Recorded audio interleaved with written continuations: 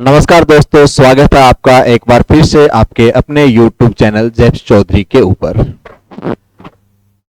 हम चर्चा कर रहे थे शिक्षा मनोविज्ञान के ऊपर। अभी हमने 2 लाइव सेशन रखे थे। टेक्निकल प्रॉब्लम के कारण, नेटवर्क की समस्या के कारण जो है वो दोनों लाइव सेशन बीच में एंड करने पड़े, तो आपके लिए वीडियो रिकॉर्डेड फॉर्म के अंदर दोबारा रिकॉर्ड किया जा रहा है। भाई, अपने चर्चा कर रहे थे एजुकेशन साइकोलॉजी, शिक्षा मनोविज्ञान के ऊपर।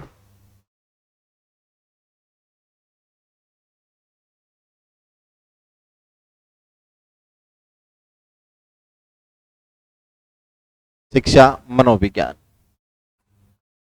कल की क्लास में हमने जो है इस शिक्षा मनोविज्ञान के मीनिंग के ऊपर, इसके अर्थ और इसकी जो नेचर थी, अपने प्रकृति, इसके ऊपर अपन जो है वो पढ़ चुके हैं कल की क्लास के अंदर। आज के इस वीडियो में हम जानेंगे कि इसका इंपॉर्टेंस क्या है, एजुकेशन साइकोलॉजी का जो है कक्षा कक्ष के अंदर क्या महत्व है। अपने पास एक शिक्षक के लिए शिक्षा मनोविज्ञान का महत्व क्या है। दूसरी बात हम ये देखेंगे कि एजुकेशन साइकोलॉजी का स्कोप क्या है, क्षेत्र क्या है, ध्यान रखना है ना। 2 बातें हमने आज पढ़नी है। एक तो इसके इंपॉर्टेंस को पढ़ना है, इसके महत्व को पढ़ना है, और दूसरा इसके स्कोप, इसके क्षेत्र को पढ़ना है। हम तो शुरुआत करते हैं सबसे पहले अपने शिक्षा मनोविज्ञान का महत्व देखते हैं अपने, कि हमारे दैनिक जीवन के अंदर अध्यापक के लिए शिक्षा मनोविज्ञान का महत्व क्या है। तो हेडिंग डाल लें,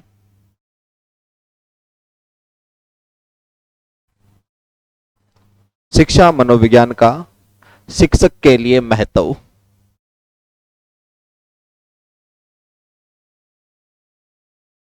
शिक्षा मनोविज्ञान का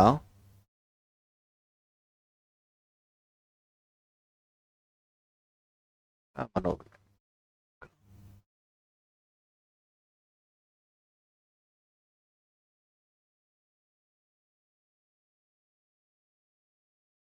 शिक्षक के लिए महत्व अपने पास। जब एजुकेशन साइकोलॉजी का एक टीचर के लिए क्या महत्व ये देखते हैं, तो यहां पर 3 चीजें हमारे पास आती हैं कि एजुकेशन साइकोलॉजी जो है हमें 3 जगह हेल्प करती है भाई।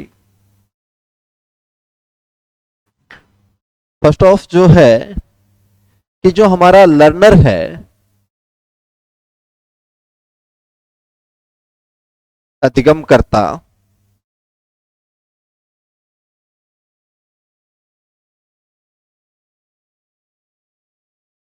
है ना, अधिगमकर्ता को समझने के लिए जो है हमारे पास में मदद करती है, ध्यान रखना है ना। अधिगमकर्ता को शिक्षक के लिए क्या है, अधिगमकर्ता के प्रति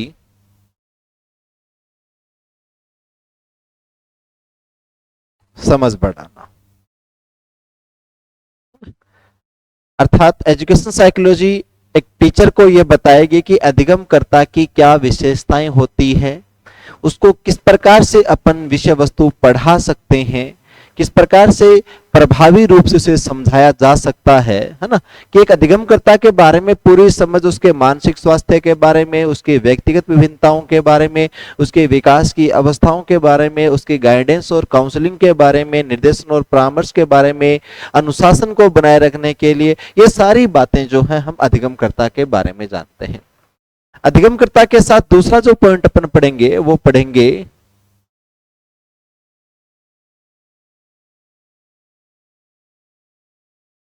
कक्षा कक्ष की प्रक्रिया को समझने के लिए, ध्यान रखना है ना, कि यह टीचर को जो है क्लासरूम की जो एक्टिविटी है, कक्षा कक्ष की प्रक्रिया समझने के लिए, और दूसरा स्वयं को जानने में, है ना। इन तीनों के बारे में जो है हमें एजुकेशन साइकोलॉजी बताएगी, ध्यान रखना। अधिगमकर्ता के बारे में हम समझ की बात करते हैं, तो यहां हम ध्यान देते हैं कि इस एजुकेशन साइकोलॉजी के अंदर हम क्या पढ़ते हैं, विकास की अवस्थाएं देखते हैं अपन।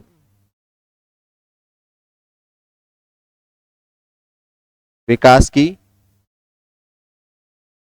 अवस्था को जानने का प्रयास करते हैं अपन।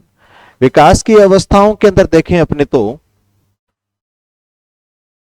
जो अपने साइकोलॉजी का जो सिलेबस है अपने, उसमें अपन डेवलपमेंट को पढ़ते हैं, लर्निंग को पढ़ते हैं, मेंटल हेल्थ को पढ़ते हैं, अपने मोटिवेशन को पढ़ते हैं। ये सारे टॉपिक जो है वो एजुकेशन साइकोलॉजी से रिलेटेड ही है, ध्यान रखना।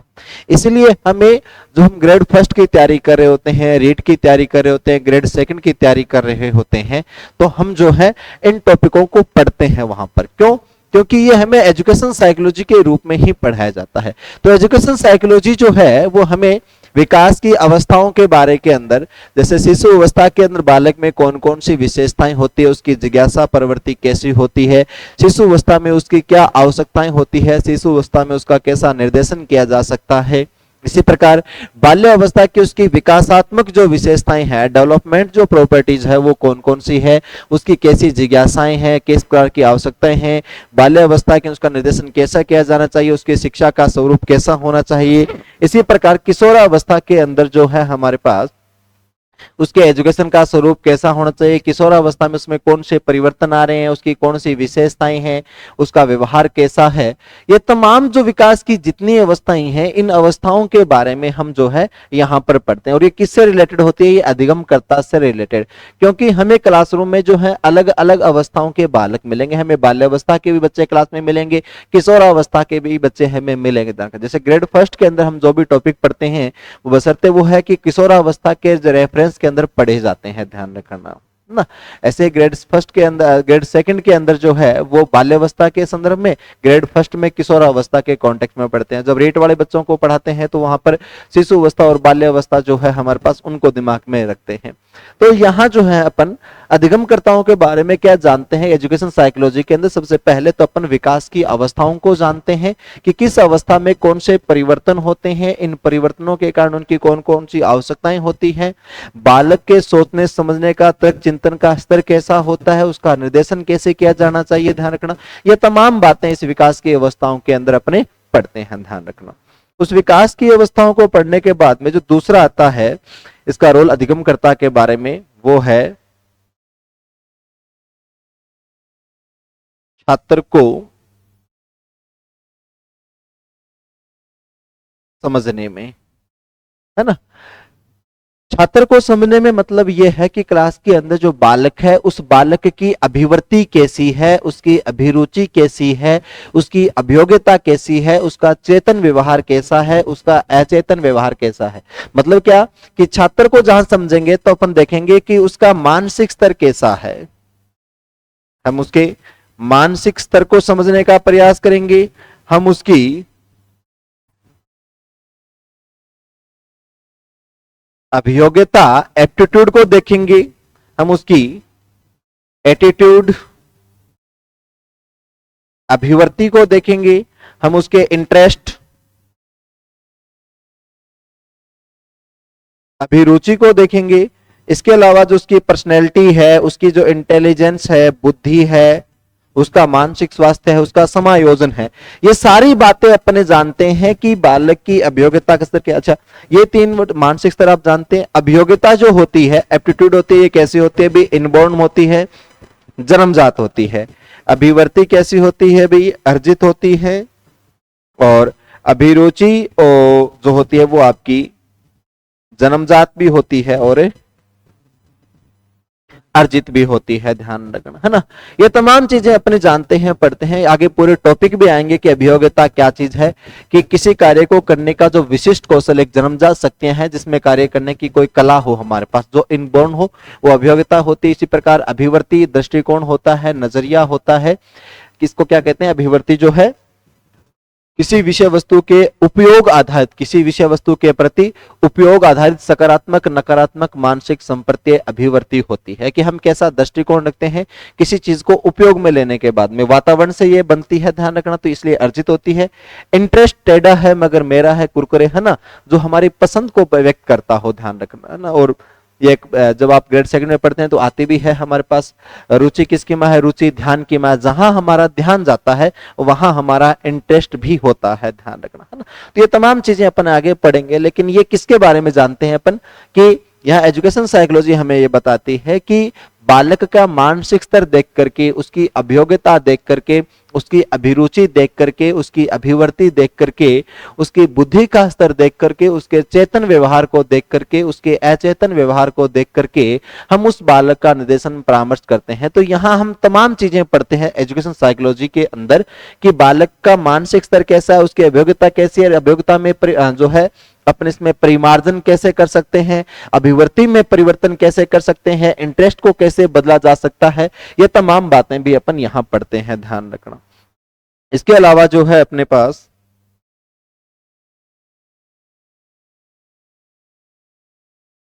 यही एजुकेशन साइकोलॉजी जो है, हम इस एजुकेशन साइकोलॉजी के अंदर अपन इंडिविजुअल डिफरेंस,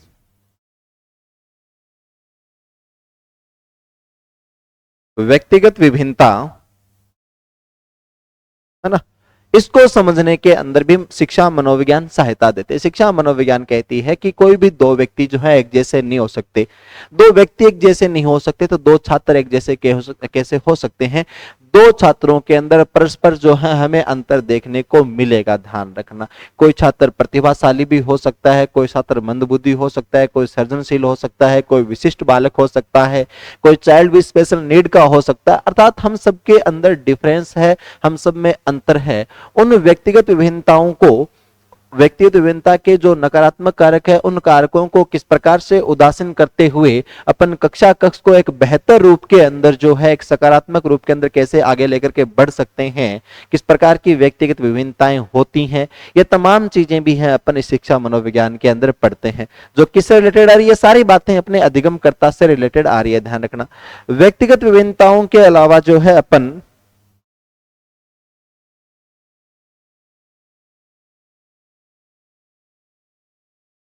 आनुवांशिकता तथा वातावरण के संबंध को भी यहां पर देखते हैं।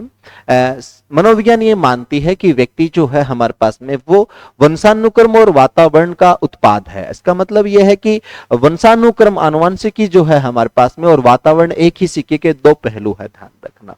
जहां बहुत सारी चीजें हमें जन्मजात मिलती है, वहीं बहुत सारी चीजें हम वातावरण से भी क्या करते हैं, अर्जित करते हैं। तो एक व्यक्ति का जो होल डेवलपमेंट है, उसके अंदर उसके एनवायरमेंट के साथ साथ उसकी हेरिडिटी, उसके वंशानुक्रम, उसके आनुवंशिक गुणों का भी, जेनेटिक्स का भी क्या रहता है, रोल रहता है। ये हम शिक्षा मनोविज्ञान के अंदर देखते हैं कि किस प्रकार से उसके अंदर जो वंशानुक्रम के अंदर कौन कौन सी चीजें उसे मिलती है, ध्यान रखना। और वंशानुक्रम में मिलने वाली चीजों को पूर्ण रूप से विकसित होने के लिए किस प्रकार का एनवायरनमेंट होना चाहिए, ध्यान रखना, है ना। कि बहुत सारी चीजें हमें आनुवंशिकी के अंदर मिल तो चुकी है, वंशानुक्रम में मिल तो गई, लेकिन उनका संपूर्ण विकास नहीं हो पाता है वातावरण के अभाव के अंदर, ध्यान रखना। तो इसलिए एनवायरनमेंट कैसा होना चाहिए, वो सारी बातें जो है अपन इधर पढ़ते हैं। ये भी किसके संबंध में है, अपने अधिगमकर्ता के संबंध में है। इसके अलावा एजुकेशन साइकोलॉजी जो है हमें बालकों के निर्देशन और परामर्श के अंदर सहायता देती है, ध्यान रखना। कि जब हम ये जान जाएंगे कि विकास की अवस्थाओं के बारे में जान जाएंगे, बच्चे की अभियोग्यता, अभिवृत्ति, अभिरुचि के बारे में जान जाएंगे, इंडिविजुअल डिफरेंस के बारे में जान जाएंगे, तो वहां से अपन क्या कर सकते हैं, छात्रों का, बालकों का एक सही ढंग में कि कौन सा सेक्टर, कौन सा क्षेत्र है जिसके अंदर वो सफलता को बहुत ज्यादा अर्जित कर सकते हैं। यदि हम बालक को उसकी अभियोग्यता के क्षेत्र के अंदर ही आगे भेजेंगे, तो बालक जो है वो क्या करेगा, बहुत ज्यादा तरक्की करेगा, बालक जो है सफलता के मुकाम पर पहुंचेगा। लेकिन अगर किसी बालक के अंदर कोई अभियोग्यता है ही नहीं, और जो अभियोग्यता नहीं है आपने उस क्षेत्र के अंदर धकेल दिया, उसको आपने उस क्षेत्र का उसको परामर्श दे दिया, निर्देशन कर दिया, ध्यान रखना, है ना, आपने उसका सजेशन दे दिया, सुझाव दे दिया आपने, तो वह बालक जो है उस क्षेत्र के अंदर ज्यादा तरक्की नहीं कर पाएगा। क्योंकि किसी भी कार्य के अंदर सफल होने के लिए इंटेलिजेंस, बुद्धि से ज्यादा जरूरी है कि उसकी अभियोग्यता का होना, ध्यान रखना। जैसे एक शिक्षक है तो उसमें शिक्षण की अभियोग्यता है। मैंने बचपन में जो है एक बार ट्राई किया था कि अपन भी गाना सीखते हैं, तो मैंने 2-4 दिन जाकर के देखा, अपने जितने सुर थे वो सुर और बिगड़ लिए, क्योंकि गायकी की हमारे अंदर क्या नहीं थी, भी अभियोग्यता नहीं थी। ये अभियोग्यता, एप्टीट्यूड जो है वो जन्मजात होती है। छोटे छोटे बच्चे बहुत अच्छा गीत गा लेते हैं, क्योंकि उनके अंदर क्या है, सिंगिंग की अभियोग्यता है उनके अंदर, अभिक्षमता है उनमें, एप्टीट्यूड है, ध्यान रखना। छोटे छोटे बच्चे बहुत अच्छा डांस कर लेते हैं क्योंकि उनमें डांस की क्या है, अभियोग्यता है, ध्यान रखना। ऐसे आपका बीएड के पेपर में पहले आपकी जो है एप्टीट्यूड टेस्ट हुआ था पीटीईटी के अंदर, आप में चेक किया गया था कि आप में शिक्षक बनने की अभियोग्यता है क्या है, तो उस चीज को अपन प्रशिक्षणों के द्वारा सुधार कर सकते हैं। तो यहां जहां हम ये बालकों के बारे में जान जाएंगे कि उसका इंटरेस्ट किस चीज के अंदर है, उसकी अभिवृत्ति किस प्रकार की है, उसका मानसिक स्तर कैसा है और उसकी अभियोग्यता कैसी है, तो हम इन सबको जानते हुए उसका एक बेहतर जो है अपन निर्देशन कर सकते हैं, उसकी समस्याओं का अपन क्या कर सकते हैं भी समाधान कर सकते हैं। तो ये बालकों के परामर्श को देने के लिए ज्यादा महत्वपूर्ण हो जाएगा। इसके अलावा जो है बालकों के मानसिक स्वास्थ्य, मेंटल हेल्थ,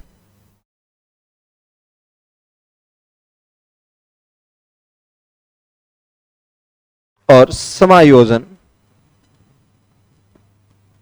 एडजस्टमेंट, नीचे दिखाई दे रहा है क्या अभी स्क्रीन में, हाँ दिख रहा है नीचे, है ना। तो बालकों के जो हमारे पास में क्या मानसिक स्वास्थ्य है और उनके समायोजन है, उनके बारे में भी क्या करता है ये शिक्षा मनोविज्ञान शिक्षक की समझ को बढ़ाता है, ध्यान रखना, है ना। कि ये एक टीचर की मदद करता है कि बालक के लिए जो हमारे पास कुसमायोजन या खराब मानसिक स्वास्थ्य है वो बालक के लिए किस प्रकार से नुकसानदायक है, और एक बेहतर मेंटल हेल्थ, उसका बेहतर समायोजन उसके लिए कैसा महत्वपूर्ण हो सकता है। अगर आपकी क्लास का बालक का मेंटल हेल्थ डिस्टर्ब, वो किसी दवंद के अंदर है, किसी तनाव के अंदर है, किसी दुश्चिंता के अंदर है, तो जाहिर सी बात है कि उसकी अध्ययन के अंदर रुचि नहीं होगी, ध्यान रखना ना। और अगर बालक कुसमायोजन है, वो उस वातावरण में, एनवायरमेंट में समायोजित ही नहीं हो पा रहा है, तो जाहिर सी बात है वह शिक्षा के लक्ष्य को हासिल नहीं कर पाएगा, ध्यान रखना। तो यहाँ पर हम जो है बालक के मानसिक स्वास्थ्य और समायोजन के प्रति भी शिक्षक की समझ बढ़ाता है, ध्यान रखना। और आगे जब एडजस्टमेंट टॉपिक पढ़ेंगे तो वहां देखेंगे कि समायोजन के अंदर शिक्षक का एक बहुत बड़ा रोल भी होता है, ध्यान रखना। बालक के अंदर अगर शिक्षक जो है वो कक्षा कक्ष के अंदर बालकों के साथ में द्वेषपूर्ण भाव रखेगा, या बालकों के साथ में सबके साथ एक समान व्यवहार नहीं रखेगा, किसी बालकों के साथ तो बहुत ज्यादा प्रेम स्नेह रखेगा और किन्हीं के साथ घृणा का भाव रखेगा, तो जाहिर सी बात है जिन बच्चों के साथ में घृणा का भाव होगा वो बच्चे वहां पर समायोजित नहीं हो पाएंगे, ध्यान रखना। एक शिक्षक का यह भी दायित्व होता है कि वह बालकों को जीत के प्रति उत्साह के साथ साथ हार के समय जो है उसे बचना भी सिखाए, ध्यान रखना, है ना। पराजय के समय भी बालकों के साथ खड़ा हो, ध्यान रखना। इसीलिए कहते हैं कि शिक्षक कक्षा कक्ष के अंदर जो है स्टार्टिंग जीवन के अंदर जो है आपके विद्यालय काल के अंदर प्रतियोगिताओं का, प्रतिस्पर्धात्मक का, कंपटीशन की शुरुआत करता है, क्योंकि यह बहुत ज्यादा जरूरी है कि जीतने से ज्यादा हारना भी सीखना चाहिए, ध्यान रखना।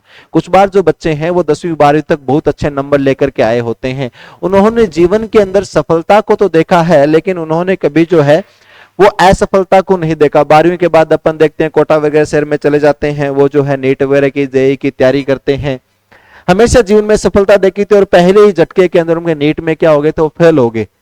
वो उस हार को सहन नहीं कर पाते हैं और हमने सुनने को मिलता है कि फलाने जगह छात्र ने क्या कर ली है, कोई सुसाइड कर लिया, आत्महत्या कर ली।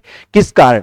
क्योंकि उसने जीवन के प्रारंभिक दौर के अंदर कभी भी असफलता का सामना नहीं किया था। तो शिक्षक का यह भी दायित्व बनता है कि वह बालकों के अंदर प्रतिस्पर्धा का एक हेल्थी कंपटीशन को क्या करे, क्लास के अंदर उत्पन्न करे, जिससे बालक जो है जीत के साथ हार के अनुभवों को भी रखे।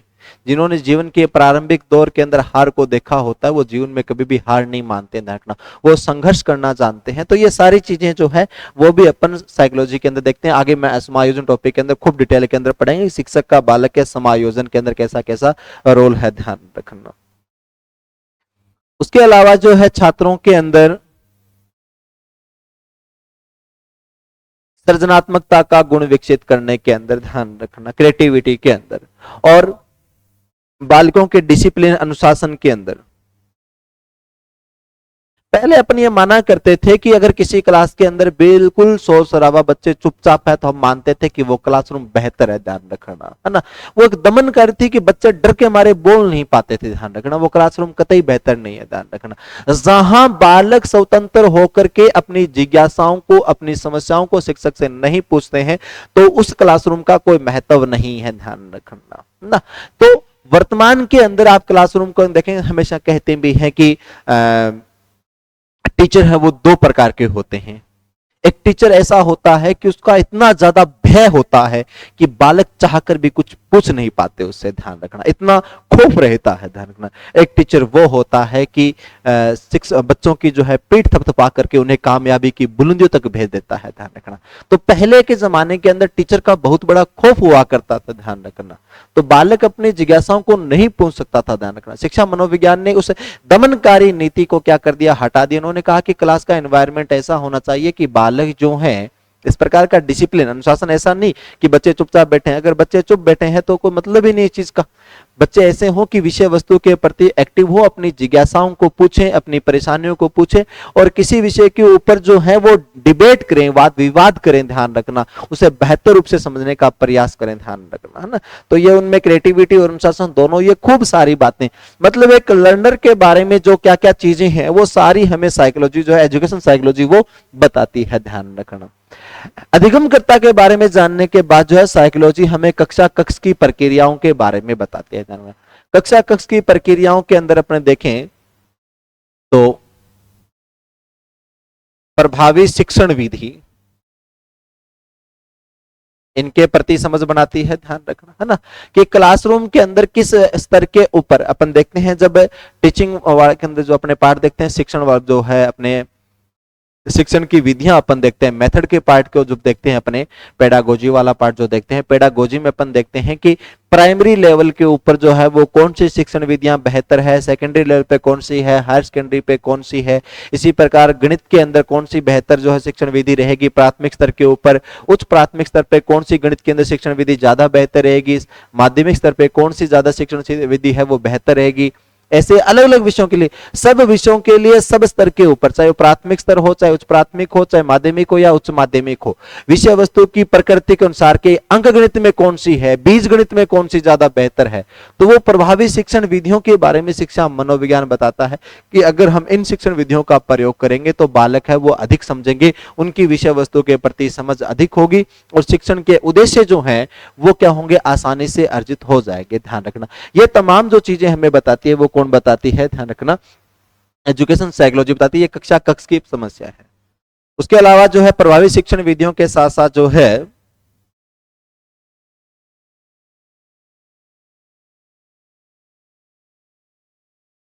कक्षा कक्ष की समस्याओं का समाधान करना, समस्याओं का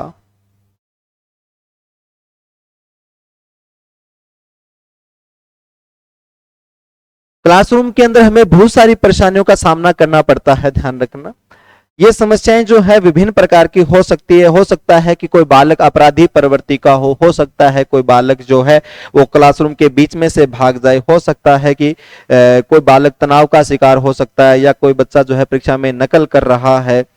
बहुत प्रकार की समस्याएं होती है। तो एजुकेशन साइकोलॉजी जो है वो टीचर को इस प्रकार की समस्याओं के निवारण के बारे में बताती है, ध्यान रखना, कि बच्चा क्लासरूम से भाग रहा है तो उस पर किस प्रकार से अपन उसको बच्चे को समझा सकते हैं, बच्चे नकल कर रहे हैं उसको किस प्रकार से समझा सकते हैं, बच्चा कोई तनाव के अंदर है या किसी समूह के तनाव के अंदर है या सामाजिक तनाव के अंदर है या क्लासरूम में और भी बहुत सारी परेशानियां आ जाती है, उन समस्याओं से किस प्रकार से निपटा जाए, उन समस्याओं का किस प्रकार से समाधान किया जाए, ध्यान रखना।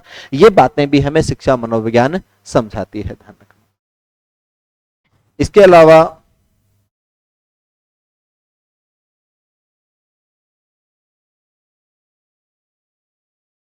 शिक्षण कौशल का विकास, ये भी कक्षा कक्ष की प्रक्रिया संबंधित है। शिक्षा मनोविज्ञान जो है टीचर के अंदर जो है वो क्या है कि टीचिंग का जो हमारे पास में है वो व्यवसायिक अभिवृद्धि करेगा टीचिंग के अंदर, कि उसके शिक्षण का जो हमारे पास में स्किल है, उसकी टीचिंग स्किल है, उसके में अंदर इंप्रूवमेंट करना। आप पुराने शिक्षकों को देखिए, नए शिक्षकों को देखिए, ध्यान रखना।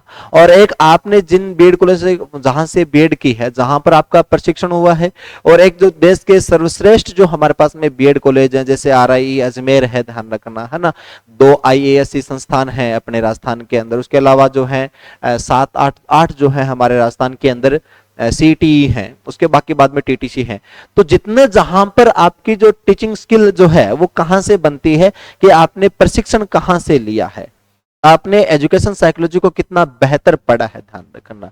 अगर आप शिक्षा मनोविज्ञान के नियमों को प्रयोग में लेते हुए कक्षा कक्ष के अंदर जो है शिक्षण कार्य को संपन्न करेंगे तो आपका जो शिक्षण स्किल है, शिक्षण कौशल जो है, टीचिंग जो स्किल है, वो बहुत ज्यादा प्रभावी होगी। और यदि आप शिक्षा मनोविज्ञान के नियमों को काम में नहीं लेते हैं, टीचिंग तो आप में रहेगी क्योंकि टीचिंग की आपके अंदर क्या है, अभियोग्यता है, लेकिन वो उतनी प्रभावी रूप से नहीं हो पाएगी, ध्यान रखना। तो शिक्षण के कौशल को प्रभावी बनाने के लिए, शिक्षण के कौशल में विकास के लिए भी हमारे पास में क्या है, शिक्षा मनोविज्ञान है, ध्यान रखना, सहायता देती है।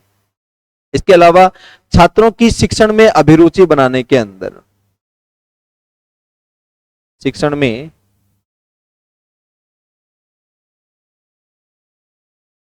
रुचि विकसित करने में सहायक, ध्यान रखना कि कुछ बार शिक्षण में इतना टीचिंग की जो है इतना रस आ जाता है शिक्षण के अंदर कि छात्र जो है उस रस में बह जाते हैं। उन्हें वो कुछ क्लासें ऐसे भी आप यूट्यूब के ऊपर या इधर देखते हैं कि जहां जो चीजें आपके काम की नहीं है लेकिन फिर भी मन करता है कि उन चीजों को पढ़ें।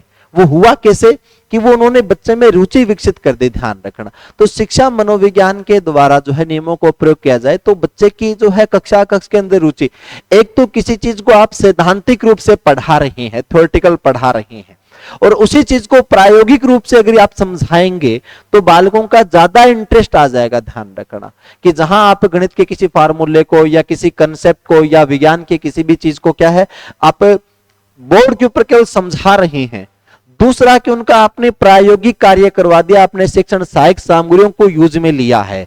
एक तो सीधा क्लास को चला रहे हैं अपने, एक वही क्लास को शिक्षण सहायक सामग्रियों के द्वारा अगर अपने काम में लें तो बच्चे का ज्यादा इंटरेस्ट बनेगा, ध्यान रखना। तो ये बच्चे में इंटरेस्ट विकसित करने का भी काम शिक्षा मनोविज्ञान है। शिक्षा मनोविज्ञान कह रहे हैं कि कक्ष के अंदर ज्यादा से ज्यादा जो है वो शिक्षण सहायक सामग्रियों का क्या किया जाए, प्रयोग किया जाए, क्योंकि शिक्षण सहायक सामग्रियों के प्रयोग के द्वारा जो है बच्चों की क्या की जा सकती है, शिक्षण के अंदर रुचि को विकसित किया जा सकता है।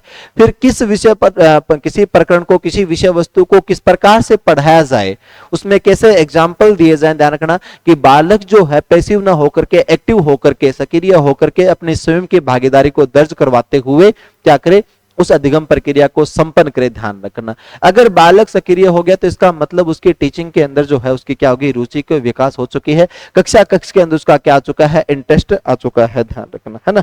तो ये विकसित करने के अंदर, इसके अलावा जो है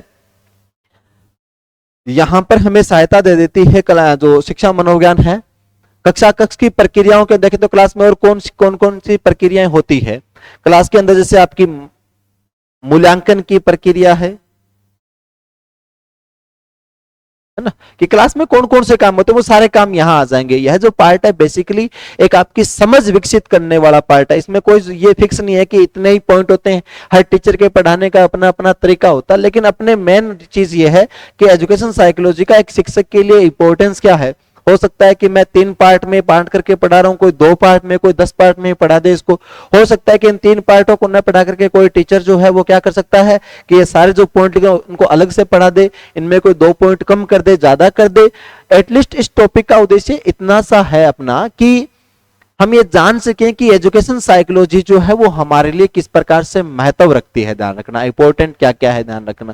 तो अपन देखते हैं कि मूल्यांकन की प्रक्रिया पहले हुआ करता था मापन, केवल हम जब पढ़ते थे उस समय केवल मार्कशीट आया करते थे, ध्यान रखना। आजकल क्या आते हैं, प्रोग्रेस कार्ड आते हैं। पुरानी मार्कशीट में केवल अंक आते थे कि इतने अंक आ गए हैं, वो केवल हमारा गुणात्मक नहीं होता था, वो केवल मात्रात्मक आंकलन हुआ करता था। वर्तमान के अंदर तो हमने सीसी पैटर्न को लेकर के आगे सतत और समग्र मूल्यांकन प्रक्रिया को लेकर के आगे, क्योंकि मूल्यांकन की प्रक्रिया से ही मालूम होगा क्या हमने शिक्षा के वास्तविक उद्देश्यों को हासिल किया है या नहीं किया है, ध्यान रखना। क्योंकि मूल्यांकन के बाद हम यह देखते हैं कि हमने जो कार्य किया है वो कार्य कितना सही हुआ है, कितना गलत हुआ है, हमने हमारे उद्देश्यों को किस लेवल तक हासिल किया है, ध्यान। तो ये तमाम बातें आएगी मूल्यांकन के अंदर। इसके अलावा जो है निदानात्मक और उपचारात्मक शिक्षण,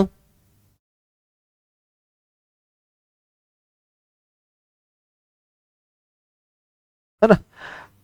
अपन निदान के अंदर क्या देखते हैं कि कहीं पर भी किस प्रकार की समस्या आ रही है, उस समस्या के कारणों को जानने के अंदर निदान होता है। निदान के अंदर क्या समस्या के कारण जानते हैं और फिर जिस प्रकार की समस्या है, जिस प्रकार की समस्या उसका वैसा क्या होगा, उपचार होगा। सिंपल सा समझें कि अगर हमने एक बच्चे को जोड़ने के लिए दिया है ना, कि 57 के अंदर 38 है वो प्लस करना है।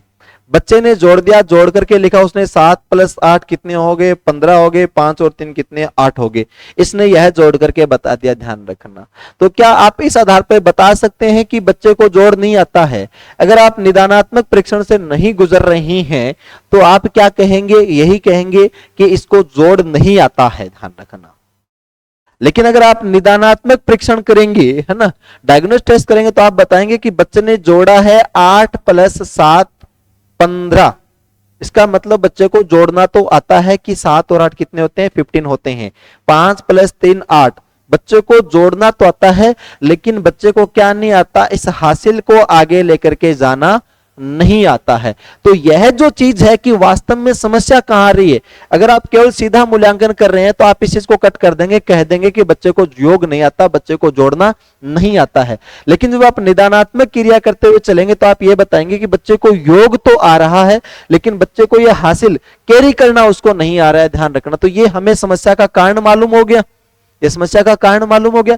अब जिस प्रकार की समस्या है उसका वैसा ही क्या किया जाता है, उपचार किया जाता है। तो यहां पर जो है अपन उपचारात्मक निदानात्मक जो शिक्षण है उसके बारे में भी शिक्षा मनोविज्ञान हमें बताता है। इसके अलावा पाठ्यक्रम निर्माण की प्रक्रिया, ये नीचे दिखाई दे रहा है या नहीं दिखाई दे रहा, अभी बोर्ड के अंदर दिख रहा है।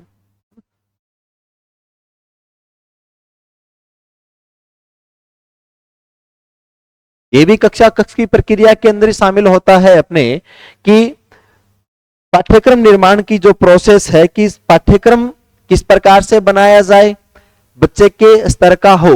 पहले जो पाठ्यक्रम था वो केवल और केवल बच्चे के एक गागरोणी तोता बनाने वाला था, बच्चे को एक रटंत प्रणाली वाला था। ध्यान रखना कि बच्चे को केवल सूचनाएं दे रहे थे जिसके अंदर बच्चे की कोई भागीदारी नहीं हो रही थी। बाद में एनसीएफ 2005 आया तो हमने एक्टिविटी बेस्ड लर्निंग, क्रियाविधि आधारित हमने जो है वो शिक्षण प्रक्रिया को लागू किया। ध्यान रखना कि अधिगम प्रक्रिया जो हो वो कैसी हो कि शिक्षण क्रियाविधि आधारित हो, बच्चे करके सीखे, ध्यान रखना। तो ये नया पाठ्यक्रम बना, तो लगातार पाठ्यक्रम के अंदर इंप्रूवमेंट किए जा रहे हैं। अभी जो नई शिक्षा नीति आ गई, इस नई शिक्षा नीति में फिर से हमें पाठ्यक्रम के अंदर बहुत सारे सुझाव दिए गए हैं, ध्यान रखना। तो ये सारी प्रक्रियाएं किसके अंदर है, कक्षा कक्ष के अंदर। और ये लगातार अपने पाठ्यक्रम में बदलाव कर कैसे रहे हैं, वो शिक्षा मनोविज्ञान के अंदर अपने देख रहे हैं कि शिक्षा के क्षेत्र के अंदर अपने मनोविज्ञान के नियमों को लागू कर रहे हैं। मनोविज्ञान के नियमों को लागू करें, क्योंकि शिक्षा मनोविज्ञान कैसी ब्रांच है, अप्लाइड ब्रांच है, अनुप्रयुक्त शाखा है। तो यहाँ शिक्षा के क्षेत्र के अंदर पर मनोविज्ञान के नियम लागू करें। तो अब शिक्षा मनोविज्ञान इस सेक्टर में काम कर रही है कि हम जो है कक्षा कक्ष की प्रक्रिया को जो है बच्चों को जो है वास्तव में शिक्षा का जो उद्देश्य है वो उद्देश्य क्या है, बालक का सर्वांगीण विकास करना है। तो उसके होल डेवलपमेंट के अंदर जो जो चीजें आएगी उन सब चीजों को इंप्रूवमेंट किया जाए, उन सब में विकास किया जाए, उन सब का डेवलपमेंट किया जाए, उन सब में परिमार्जन किया जाए, उन सबको बदला जाए। और वहां से अपना एक अंतिम उद्देश्य यही है कि हम बच्चे का सर्वांगीण विकास कर पाए, ध्यान रखना। तो ये सारी चीजें आएगी कक्षा कक्ष की प्रक्रिया। इसके अलावा जो है शिक्षा मनोविज्ञान स्वयं शिक्षक को जानने में भी सहायक है, ध्यान रखना। एक टीचर होने के नाते यह शिक्षा मनोविज्ञान हमें बताते हैं कि एक शिक्षक के अंदर कौन कौन से गुण होने चाहिए, एक आदर्श शिक्षक हम कैसे बन सकते हैं, हमें कक्षा कक्ष में किस प्रकार का व्यवहार रखना चाहिए, ध्यान रखना। यह भी है कि जरूरी है कि बच्चे के जो पहले आइडियल होते हैं, पहले आदर्श होते हैं, वो शिक्षक होते हैं। जब आप क्लासरूम में जाते हैं, क्लास में जाएंगे, स्कूल के अंदर प्राइमरी लेवल के ऊपर जाएंगे तो वहां पर शिक्षक की सर्वे सर्वा है, ध्यान रखना। एक जमाना तो यह था कि मास्टर साहब ने कहा तो मास्टर साहब गलत थोड़ी बता सकते हैं, इतना रुतबा हुआ करता था, ध्यान रखना। लेकिन आजकल तो रुतबा खैर कम हो गया, वो जो बातें हैं। लेकिन यहां है बात ये कि शिक्षक के अंदर वो गुण होने चाहिए कि जो बच्चों के साथ में पहले अपन भेदभाव भी कर लेते थे। पहले टीचर ये भी कह देते थे कि भाई दौड़िया तो टाली के अंदर पानी डाल देगा, जब टाली बढ़ गई तो तुम फेल कर दोगे ना। मतलब शिक्षक केवल बच्चों से स्कूल के जो पाठ्य सहकर्मी क्रिया जिनको आप कह सकते हैं केवल उनके आधार पर ही पास कर दिया करते थे, ध्यान रखना। किसी बच्चे के साथ जो बच्चा घर से सब्जी वगैरह लेकर के आता, कोई खेस को लस्सी वगैरह ला देता, उसके साथ प्रेम स्नेह का भाव रखते हो, जिसके पर जो कोई कुछ ला करके नहीं देता उसके साथ स्नेह का भाव नहीं रखते, तो ये गड़बड़ थी, ध्यान रखना। तो एक टीचर होने के नाते आपका विद्यार्थियों के साथ में कैसा व्यवहार होना चाहिए, आप विद्यार्थियों के सामने किस रूप में पेश आए, ध्यान रखना। एक जो है आपकी पढ़ाने की कला वो कैसी होनी चाहिए, ये चीजें जानने में है। फिर उसके अंदर शिक्षा के अंदर नवाचार को लाने के अंदर, है ना, ज्यादा से ज्यादा नवाचारों का प्रयोग करते। जैसे एनवायरनमेंट बदल रहा है, वातावरण बदल रहा है, तो वहां टीचर को अपडेट होना पड़ेगा, ध्यान रखना, है ना। इसलिए अपन कहते हैं कि टीचर अपडेट हो, अद्यतन का आदी हो। शिक्षक का सबसे बड़ा गुण होता है, कहते हैं कि जिस दिन शिक्षक ने पढ़ना छोड़ दिया उस दिन शिक्षक सामान्य से भी सामान्य हो जाएगा। शिक्षक जो है वो विशिष्ट से विशिष्ट है कब तक, जब तक वो स्वयं को अपडेट करता है, वह चीजों को अपने आप को मॉडरेट किया जा रहा है, ध्यान रखना। जिस दिन शिक्षक ने सीखना छोड़ दिया उस दिन सामान्य से भी सामान्य हो जाएगा, ध्यान रखना। इसलिए टीचर का सबसे बेस्ट गुण होता है कि वह अपडेट रहे, अद्यतन रहे, अद्यतन का आदी होना चाहिए, विषय वस्तु के ऊपर उसकी मजबूत पकड़ होनी चाहिए, ध्यान रखना। तो नवाचारों को शामिल करने वाला हो, उसका आदर्श व्यवहार हो, बच्चों के लिए अभिप्रेरणात्मक जो है वो एक रोल प्ले करे। तो ये सारी चीजें हमें शिक्षा मनोविज्ञान बता रही है। तो बेसिकली जो है शिक्षा मनोविज्ञान का जो है हमारे शिक्षक के अंदर क्या रोल है, तो अपने आगे जितनी भी चीजें पढ़ेंगे वो सारी चीजें जो है शिक्षा मनोविज्ञान को ही पढ़ना है मेनली। हम जो मनोविज्ञान को नहीं पढ़ते, कह देते हैं कि साइकोलॉजी है, लेकिन वास्तव में हमारे पाठ्यक्रम के अंदर एजुकेशन साइकोलॉजी ही है। जहां हम क्या पढ़ते हैं कि बच्चे की विकास की अवस्थाएं देख रहे हैं, उसकी व्यक्तित्वहीनताओं को, वंशानुक्रम वातावरण को भी देख रहे हैं, उसके मानसिक स्वास्थ्य को भी देख रहे हैं, अभिप्रेरणा को भी पढ़ते हैं, व्यक्तित्व को पढ़ते हैं, इंटेलिजेंस को पढ़ते हैं। फिर आपके एक टॉपिक आगे शिक्षण अधिगम प्रक्रिया भी है, वहां इन पूरी प्रक्रियाओं को, शिक्षण प्रक्रियाओं को भी अपने डिटेल में आगे चीजों को पढ़ेंगे। लेकिन यहां इतनी सी बात दिमाग में हमें रखनी है कि शिक्षा मनोविज्ञान हमारे लिए कैसे कैसे उपयोगी है, ध्यान रखना, ठीक है ना। तो ये कुछ एक बातें सिंपल से ये वाली, इसके बाद अपन चर्चा करते हैं इसका स्कोप क्या क्या है, इसका क्षेत्र कौन सा है, ध्यान रखना। इसका स्क्रीनशॉट वगैरह लेना हो तो वो ले लो, फिर आगे बढ़ते हैं, ध्यान रखना।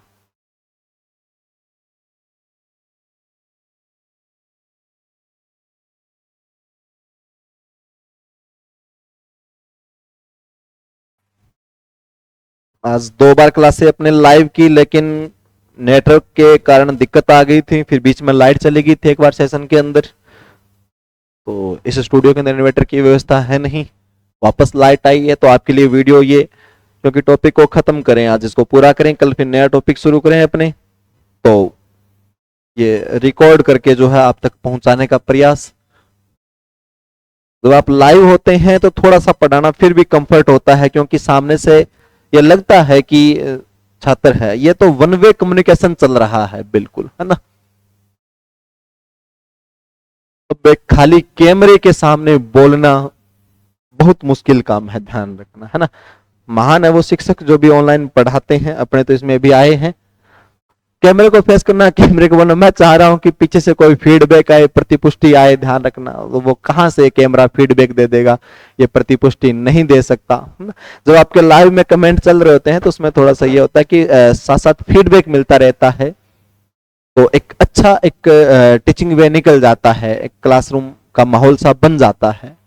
आगे धीरे धीरे कोशिश करेंगे कि अपने जो है एक ऑफलाइन बैच को ही अपन यूट्यूब पे लाइव कर लें अपने, तो उसमें थोड़ा सा और बेस्ट, ऑफलाइन के अंदर थोड़ा सा ज्यादा बेस्ट निकलता है, क्योंकि बच्चे सामने होते हैं, उनकी जिज्ञासाएं होती है, बहुत अच्छा एक चीज निकल, दोनों का 2 वे कम्युनिकेशन हो जाता है, संप्रेषण बहुत अच्छा होता है, बच्चे अपनी जिज्ञासाओं को रखते हैं और साथ साथ फीडबैक मिलता है, और चेहरे से भी मालूम हो जाता है कि ये बात इनको समझ में आ गई कि नहीं आ गई। जब नहीं समझ में आती तो उसी बात को हम दूसरे एग्जाम्पल से, दूसरे तरीके से, 2, 3, 4, 5 तरीके से बता सकते हैं। लेकिन ऑनलाइन के अंदर जब लाइव थे तो लाइव में अपन ये भी देख लेते थे कि कमेंट के अंदर आपका फीडबैक मिल जाता था, भले ही थोड़ा लेट मिलता था, 1 मिनट का बीच में कोई अंतर आ जाता था, 30 सेकंड 1 मिनट का, लेकिन फीडबैक आ जाता था कि क्लियर है सर या नहीं है सर, इसको रिपीट करो, तो भी ठीक था। लेकिन आज तो ये कैमरे को सीधा सीधा पढ़ाना बहुत मुश्किल काम है अभी। चलो, शिक्षा मनोविज्ञान का क्षेत्र, इसका स्कोप, है ना। क्षेत्र का मतलब क्या है यहां पर, है ना। कुछ कहते हैं कि इस सेक्टर में क्या स्कोप है, तो वो स्कोप एक अलग चीज है, ये एक अलग चीज है। यहां पर क्षेत्र का मतलब ये लिमिट आ जाएगी कि यहां पर अपन इस शिक्षा मनोविज्ञान का दायरा क्या है, अपन कहां तक चीजों को पढ़ेंगे, कौन कौन सी बातें अपन पढ़ेंगे, ध्यान रखना है ना। यहां स्कोप में दायरा आ जाएगा उसके क्षेत्र के अंदर, न कि इसका जो है हमारे पास में क्षेत्र का मतलब कि यह व्यवसायिक वृद्धि जो कैसे हो सकते हैं या किस प्रकार से आप इसमें ज्यादा सफल हो सकते हैं, वो चीजें नहीं आएगी, ध्यान रखना। यहां जो है स्कोप का मीनिंग क्या है कि यहां किन किन के बारे में अपन पढ़ेंगे, कि सिंपल से अपन कहें तो शिक्षा मनोविज्ञान का दायरा क्या है, इस शिक्षा मनोविज्ञान के दायरे में क्या क्या चीजें शामिल हैं, क्या चीजें हैं। वो अगेन फिर वो बात है कि यहां पर कोई फिक्स पॉइंट नहीं होते, ध्यान रखना, अपनी अपनी समझ होती है, लेकिन वहां से बातें सेंस सबका वही निकल करके आता है। शिक्षा मनोविज्ञान के दायरे के अंदर सबसे पहले आ जाता है हम शिक्षार्थी,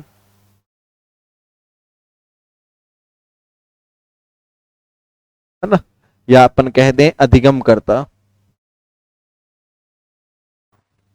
लर्नर। और शिक्षा मनोविज्ञान का केंद्र बिंदु ही अधिगमकर्ता, ये शिक्षा मनोविज्ञान बनाई अधिगमकर्ता के लिए, ध्यान रखना।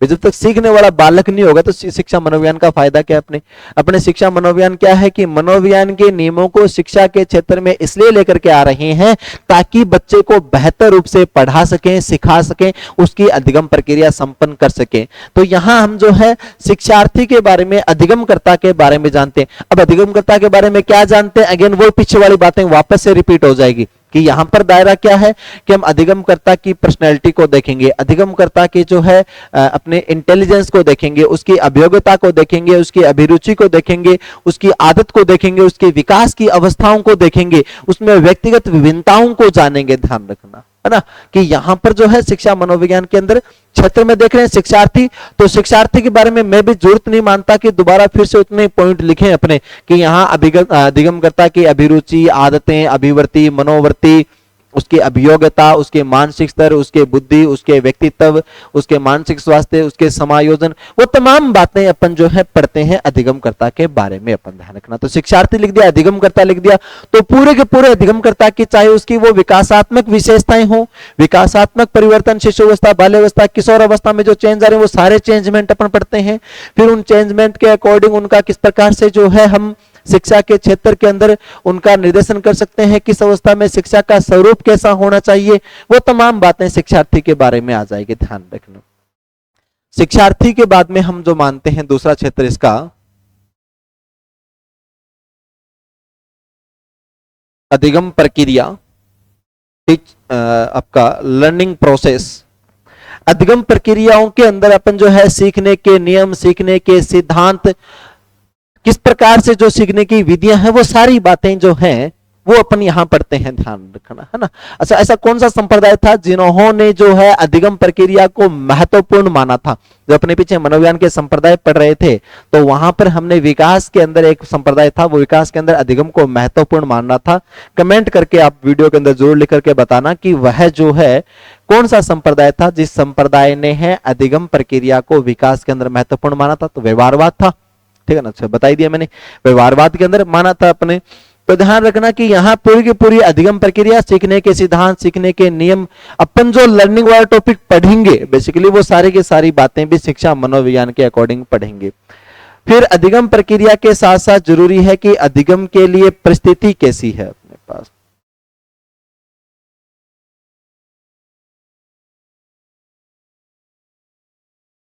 अधिगम परिस्थितियों के बारे में भी यहां पर पढ़ते हैं अपने कि कक्षा का वातावरण कैसा होना चाहिए, सीखने के लिए कौन सी कंडीशन है वो आइडियल होती है, आदर्श होती है, किस प्रकार से सिखाएंगे तो अधिगमकर्ता ज्यादा सीखेगा। कुछ बार चीजों को अपन बालक के सामने एक बहुत ज्यादा क्यूरियोसिटी के साथ में बहुत ज्यादा जो अपन इस प्रकार से पेश करते हैं कि बालक के अंदर उसका इंटरेस्ट आ जाता है, ध्यान रखना, है ना। बालक के अंदर जिज्ञासा आती है, जानने का मन करता है कि पढ़ा रहे होते हैं अपने, एक बहुत ऐसी कंडीशन बनाते हैं कि बच्चे खुद कहते हैं कि सर कंटिन्यू क्लास को कीजिए, ध्यान रखना। तो वो इस प्रकार की परिस्थितियां किस प्रकार से बनाई जाए, ध्यान रखना। तो वो सारी परिस्थितियां, उसके अलावा जो है जहां अधिगम प्रक्रिया संपन्न होगी तो वहां जाहिर सी बात है कि शिक्षण की प्रक्रिया भी चल रही होगी। अभी अगेन शिक्षण प्रक्रिया, शिक्षण और अधिगम दोनों साथ साथ चलते हैं। जैसे मैं अब शिक्षण का काम कर रहा हूं, आप सीख रहे हैं, आपका अधिगम का काम चल रहा है, ध्यान रखना। ऐसा तो हो नहीं सकता कि केवल शिक्षण होता रहे, अधिगम ना हो, कुछ ना कुछ तो समझ में आता ही अपने पास में। तो शिक्षण अधिगम दोनों प्रतिशत साथ चलते हैं। यहाँ अब शिक्षण प्रक्रिया के अंदर अपने जानेंगे कि कौन सी शिक्षण विधि प्रभावी है, किस प्रकार का शिक्षण प्रतिमान लेना चाहिए, किस प्रकार का शिक्षण उपागम होना चाहिए, कौन सा शिक्षण सूत्र होना चाहिए, कौन सी विधि होनी चाहिए, कौन सी नीति होनी चाहिए, कौन सी रीति होनी चाहिए, किस प्रकार से पाठ्य योजना का निर्माण होगा। वो शिक्षण वाला सारे का सारा मामला की पाठ्य योजना का निर्माण है, फिर उसको क्रियान्विति है, फिर शिक्षण की अवस्थाएं हैं, शिक्षण के चर हैं, शिक्षण के सूत्र हैं, शिक्षण की विधियां हैं, शिक्षण के उपागम है, शिक्षण के प्रतिमान है, उनको किस प्रकार से उपयोग लेना है, शिक्षण की व्यूह रचनाएं हैं, वो सारी बातें भी अपन शिक्षा मनोविज्ञान के अंदर पढ़ते हैं, ध्यान रखना। उसके अलावा जो है अपने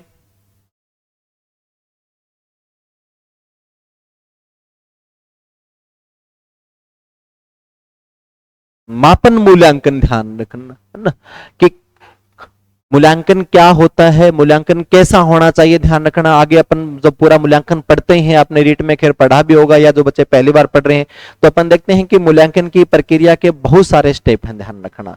आपका रचनात्मक मूल्यांकन है, योगात्मक मूल्यांकन है, मौखिक है परीक्षा है, लिखित परीक्षा है, वस्तुनिष्ठ परीक्षा है।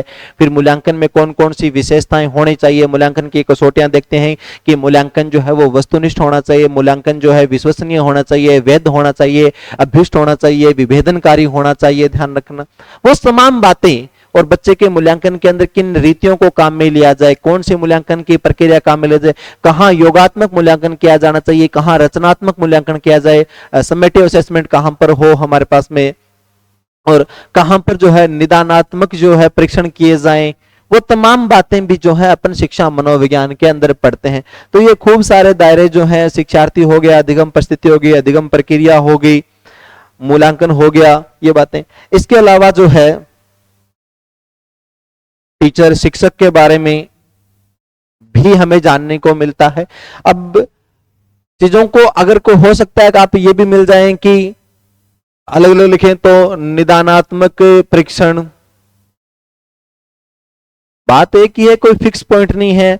अब निदानात्मक परीक्षण इस मापन मूल्यांकन में भी शामिल हो सकता था, या मैं कह दूं कि यहां पर व्यक्तिगत विभिन्नताओं के बारे में अपन अध्ययन करते हैं, तो व्यक्तिगत विभिन्नता अधिगमकर्ता में शामिल है, ध्यान रखना। इसके अंदर चीजें आ चुकी है, तो जरूरी नहीं है कि बहुत ज्यादा पॉइंट बनाए जाएं। सिंपल सिंपल सा ये है कि अपने मेजर शिक्षा मनोविज्ञान के अंदर पढ़ते क्या क्या चीजें हैं, ध्यान रखना।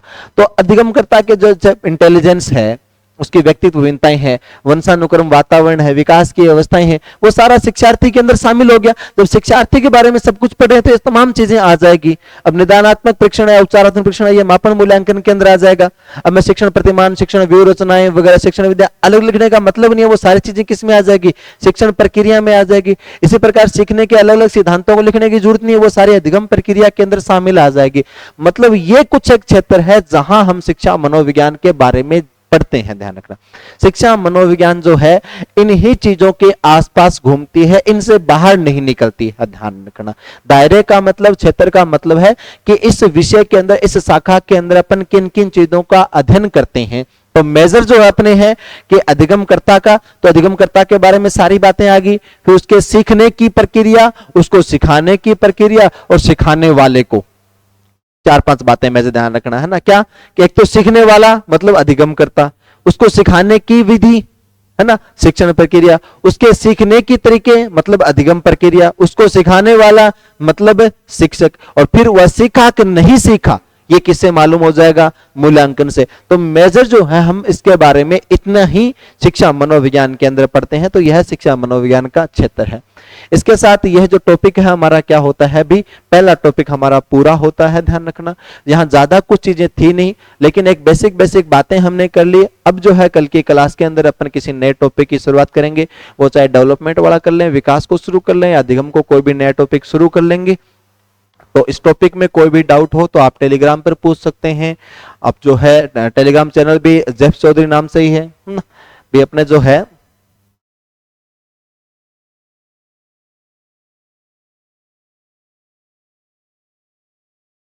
आपको जितने भी सोशल मीडिया प्लेटफॉर्म है, चाहे वह यूट्यूब हो, चाहे वो आपका इंस्टाग्राम हो, चाहे टेलीग्राम हो, फेसबुक हो, सारी आइडिया आपको जो है जेफ चौधरी नाम से ही मिलेगी। तो आप हमसे जुड़िए और ज्यादा से ज्यादा चैनल को शेयर कीजिए। ये जो एक पहला एक टॉपिक, जितना को ज्यादा रस वाली बात थी नहीं, लेकिन हमने इस चीज को किया और आगे हम दोबारा वैकेंसी आने वाले टाइम इस चीज को फिर दोबारा फिर से प्रेजेंट और कर देंगे। कहीं पर भी कोई डाउट हो तो आप निसंकोच पूछ सकते हैं। तकनीकी समस्या के कारण आज 2 बार आप डिस्टर्ब हुए, लेकिन आपके लिए वीडियो अपलोड कर दिया गया है। आपका बहुत बहुत धन्यवाद। जय हिंद, जय भारत।